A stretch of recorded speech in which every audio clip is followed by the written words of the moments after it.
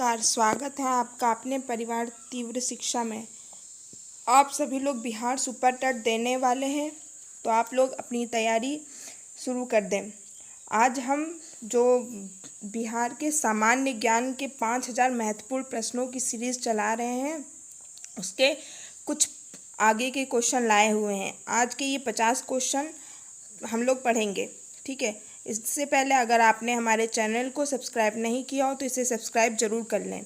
देखिए, सामान्य ज्ञान का सिलेबस बहुत ही बड़ा है। आप कितना जीके तो कभी ख़त्म नहीं होती, लेकिन ये 5000 प्रश्न चुनिंदा प्रश्नों से लिए गए हैं, जैसे किसी भी एग्ज़ाम में आए हुए हैं। Special GK, SSC, BEd, teacher, teaching, topper या इंटरव्यू में जो भी क्वेश्चन पूछे गए हैं, होते नहीं कि अधिकतर क्वेश्चन जो छाना जाता है ना, तो ये बहुत चूज़ करके आप लोगों के सामने ये मिक्सअप क्वेश्चन लाए गए हैं। तो चलिए शुरू करते हैं हम लोग। हमारा आज का पहला क्वेश्चन है, अंतर्राष्ट्रीय तिथि रेखा किसे कहते हैं? तो ये जो 180 डिग्री देशांतर को अंतर्राष्ट्रीय तिथि रेखा कहते हैं, ठीक है। इससे पहले हमने सामान्य ज्ञान के और भी क्वेश्चन कराए हैं, जो कि आप प्लेलिस्ट में जाके देख सकते हैं, ठीक है।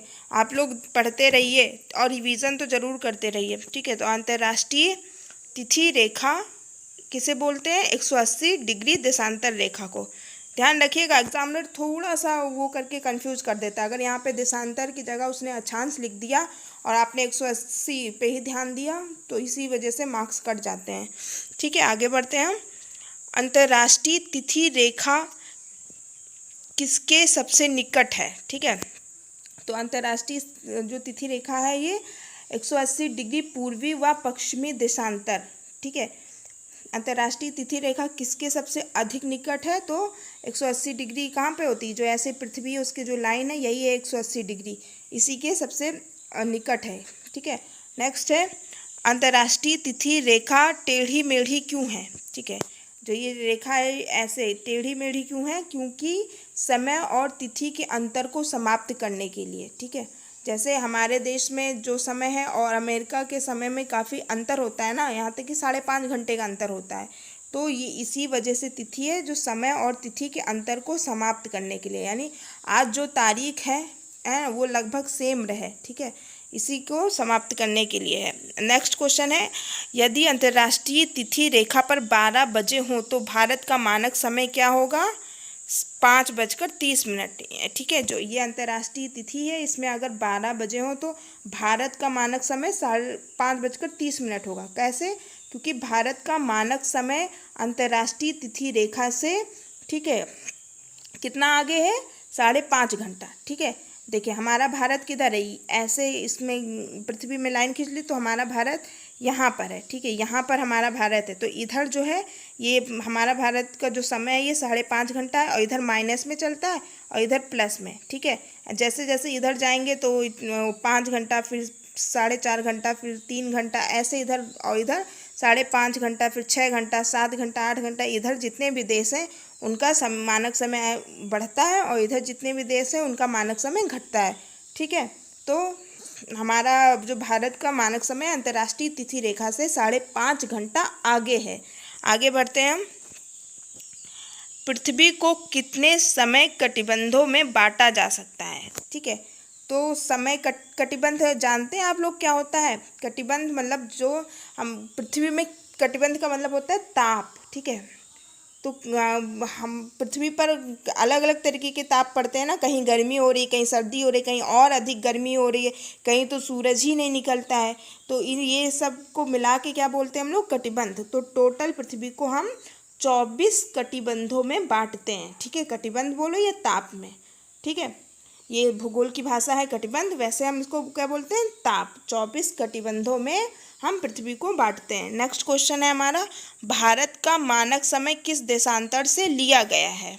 ये 82.5 डिग्री पूर्व देशांतर से लिया गया है, ठीक है। आगे बढ़ते हैं। भारत आने वाला प्रथम डच नागरिक कौन था? ये थोड़े हिस्ट्री क्वेश्चन है। ये कार्नेवेलिस डहस्तमान, ये डच यात्री था पहला जो भारत आया। क्या था नाम इसका? कार्नेलिस हस्तमान, ठीक है। नेक्स्ट क्वेश्चन है, डचों ने गोवा पर आक्रमण कब किया? डच ने गोवा पे आक्रमण 1639 ईस्वी में किया। एक भी क्वेश्चन आप लोग स्किप मत करिएगा प्लीज़। जितना भी पढ़ा रहे हैं आप लोग ध्यान से अगर सुन भी लेते हैं देखते हुए तो आप लोगों को याद हो जाएगा, क्योंकि सुनने से बहुत आसानी से याद हो जाती है, ठीक है। और रिवीजन तो मोस्ट इम्पॉर्टेंट है। आप लोग जो पढ़ते हैं उसको हफ्ते में एक बार रिवीजन करिए, और अगर जिस चीज़ को भी आपने याद किया अगर उसको आप लोग 3 बार रिवीजन कर लेते हैं तो आप लोग उसे नहीं भूलेंगे, ठीक है। बहुत मुश्किल हो जाता है भूलना, तो प्लीज़ जितना भी पढ़िए रिवीजन करते चलिए, वरना सब बेकार है पढ़ना। आगे बढ़ते हैं हम। डुप्ले भारत का फ्रेंच गवर्नर कब बना? जो ये 1742 ईस्वी में। नेक्स्ट, जहांगीर ने किसे खान की उपाधि दी? हॉकिंस को, ठीक है। ये हॉकिंस कौन था? ये ब्रिटेन का था और ये तुर्की भाषा जानता था। हॉकिंस जो है तुर्की भाषा जानता था, इसलिए जहांगीर ने उसे खान की उपाधि दी। नेक्स्ट है हमारा, आगरा व सिकरी पहुंचने वाला अंग्रेज व्यापारी कौन था? अब आगरा व सिकरी पहुंचने वाला रॉल्फ फिच, ठीक है। नेक्स्ट, डचों ने अपनी पहली फैक्ट्री 1605 ईस्वी में कहाँ स्थापित की? ये मसूलीपट्टनम या इसे कहो मछलीपट्टनम, ठीक है। 1605 ईस्वी में डचों ने मसूलीपट्टनम या मछलीपट्टनम में अपनी फैक्ट्री स्थापित की, और पहली व्यापारिक पोस्ट इनकी कहाँ है? इंडोनेशिया में थी, ठीक है। डचों की पहली व्यापारिक जो फैक्ट्री थी वो इंडोनेशिया में थी, लेकिन भारत में मछलीपट्टनम में 1605 ईस्वी में स्थापित हुआ। नेक्स्ट है, भारत का कौन सा नगर द्वीप पर निर्मित है? मुंबई, ठीक है। नगर शहर, ठीक है, तो मुंबई कहाँ पर है? ये द्वीप पर निर्मित है, ठीक है। द्वीप मतलब समुद्र के किनारे है ना। नेक्स्ट, पुर्तगालियों ने पहली व्यापारिक कोठी कहाँ खोली? ये कोचीन में, ठीक है। व्यापारिक कोठी उन्होंने कोचीन में खोली। कोचीन कहाँ पर है? केरला में है, ठीक है। आगे, अंग्रेजों ने अपनी पहली फैक्ट्री कब लगाई? 1612 में। सबसे पहले पुर्तगाल आए थे, इसके बाद अंग्रेज लोग आए थे। आगे, सहायक संधि प्रणाली के जनक कौन थे? लॉर्ड वेल्जली ने सहायक संधि के जनक माने जाते हैं, ठीक है। आगे, महारानी विक्टोरिया का घोषणा पत्र किसने पढ़कर सुनाया? ये इंपॉर्टेंट है, देखिए। लॉर्ड कैनिंग ने महारानी विक्टोरिया का घोषणा पत्र पढ़कर सुनाया। कब सुनाया? 1 नवंबर, ठीक है। और जब 1857 की क्रांति हुई थी उसके बाद, यानी कि 1858 में, ठीक है। इसमें क्या था? ये था कि 1 नवंबर 1858 में इलाहाबाद में पढ़कर यह घोषणा पत्र लॉर्ड कैनिंग ने सुनाया, ठीक है। इस घोषणा पत्र में महारानी ने कहा था कि हमने उस समस्त भारतीय प्रदेशों को अपने अधिकार में ले लेने का निर्णय कर लिया है। कौन से प्रदेश? जो इससे पूर्व कंपनी के पास थे, जिन पर वह हमारी ओर से राज्य करते थे, ठीक है। तो ये घोषणा पत्र में था, इसको पढ़कर लॉर्ड कैनिंग ने इलाहाबाद में सुनाया था, ठीक है। आगे बढ़ते हैं। रणजीत सिंह किस मिसल से संबंधित थे? रणजीत सिंह पंजाब के थे, ठीक है। 1802 ईस्वी तक इन्होंने अंग्रेजों के सामने नहीं झुकाई और ये स्वतंत्र रूप से शासन करते थे। तो ये सुकर चकिया वंश के थे रणजीत सिंह, ठीक है। तो रणजीत सिंह किसके संबंधित है? तो सुकर चकिया वंश के, ठीक है। ये गुरु नानक वंश के सबसे अंतिम शासक थे, ठीक है। आगे बढ़ते हैं हम। किसने अपनी राजधानी मुर्शिदाबाद से मुंगेर स्थापित की? मीर कासिम ने, ठीक है। आगे बढ़ते हैं। बक्सर के युद्ध के समय दिल्ली का शासक कौन था? शाह आलम द्वितीय, ठीक है। जब बक्सर का युद्ध कब हुआ था? 1764 में। तो शाह आलम द्वितीय दिल्ली का शासक था। नेक्स्ट, विश्व की कुल व्यापारिक ऊर्जा का उत्पादन किस स्रोत से होता है? पेट्रोलियम, ठीक है। नेक्स्ट, पेट्रोलियम पदार्थ कहाँ से प्राप्त होते हैं? ये तलछटी चट्टानों से, ठीक है। पेट्रोलियम पदार्थ तलछटी चट्टानों से प्राप्त होते हैं। नेक्स्ट क्वेश्चन है, वर्तमान में कौन सा देश सर्वाधिक कच्चे तेल का उत्पादन करता है? सऊदी अरब। ये सामान्य ज्ञान के 50 क्वेश्चन हैं, कृपया पूरा वीडियो जरूर देखा करिए। आगे, किस देश में खनिज तेल के सबसे ज़्यादा भंडार संचित है? कहाँ पर है खनिज तेल के सबसे ज़्यादा भंडार? वेनेजुएला में है। बाकू किसके लिए प्रसिद्ध है? तो बाकू जो क्षेत्र है ये खनिज तेल के लिए प्रसिद्ध है। नेक्स्ट, गैर तेल का प्रथम कुआं कब और कहाँ खोदा गया? गैर तेल का प्रथम कुआं 1859 ईस्वी, संयुक्त राज्य अमेरिका। ठीक है, गैर तेल संयुक्त राज्य अमेरिका में खोदा गया। किरकुक किस खनिज से संबंधित है? तो किरकुक भी खनिज तेल के लिए संबंधित है, ध्यान रखिएगा।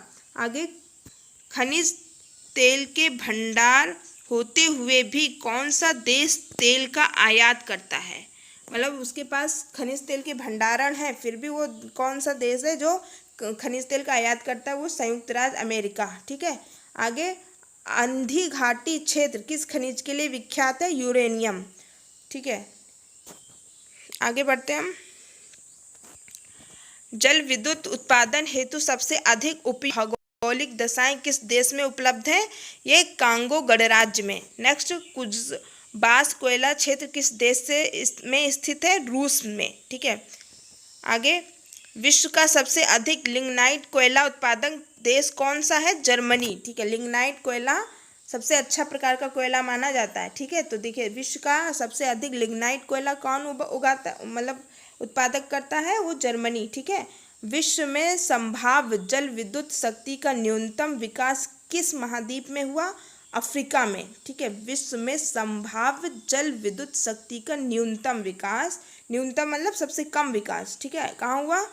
अफ्रीका में। आगे, गुप्त वंश की स्थापना कब हुई?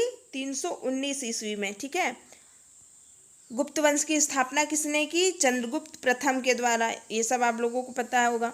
गुप्त वंश किस शासक के महाराजा धीराज की उपाधि धारण की? मतलब गुप्त वंश के किस शासक ने? तो चंद्रगुप्त प्रथम ने महाधीराज की उपाधि धारण की।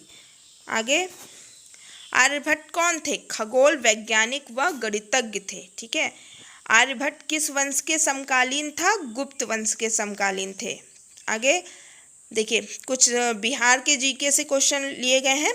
पटना कलम या पटना शैली का आखिरी चित्रकार किसे माना जाता है? ये ईश्वरी प्रसाद को माना जाता है। ठीक है, पटना कलम या पटना शैली का आखिरी चित्रकार ईश्वरी प्रसाद को। नेक्स्ट, बिहार राज्य बंगाल से अलग किस वर्ष हुआ? 1912 में बिहार राज्य बंगाल से अलग हुआ। नेक्स्ट है, मगध विश्वविद्यालय किससे बिहार में कहाँ स्थित है? बोध गया में। मगध विश्वविद्यालय बोध गया में है। नेक्स्ट है, राजेंद्र कृषि विश्वविद्यालय कहाँ पर है? ये पूसा समस्तीपुर में है। ठीक है, राजेंद्र कृषि विश्वविद्यालय, ठीक है, पूसा समस्तीपुर है। शिक्षक भर्ती है, इसलिए विद्यालय या शिक्षकों से क्वेश्चन आने की संभावना ज़्यादा लगती है। आगे बढ़ते हैं। बिहार की खोई हुई प्रतिष्ठा आंशिक किस मुसलमान शासक के शासनकाल रूप से पुनः स्थापित हुई? शेरशाह सूरी के शासनकाल में। ठीक है, बिहार की खोई हुई प्रतिष्ठा कौन से मुसलमान शासक के द्वारा स्थापित की गई? तो शेरशाह सूरी के द्वारा।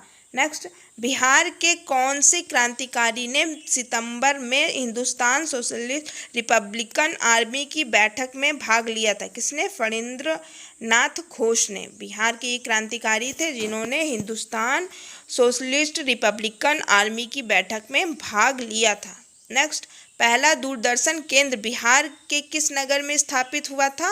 मुजफ्फरपुर में। ठीक है, पहला दूरदर्शन केंद्र मुजफ्फरपुर में स्थापित हुआ। नेक्स्ट, पहली बार बिहार राज्य में किनके द्वारा आर्थिक सर्वेक्षण प्रस्तुत किया गया? सुशील मोदी के द्वारा। आर्थिक सर्वेक्षण किसके द्वारा किया गया?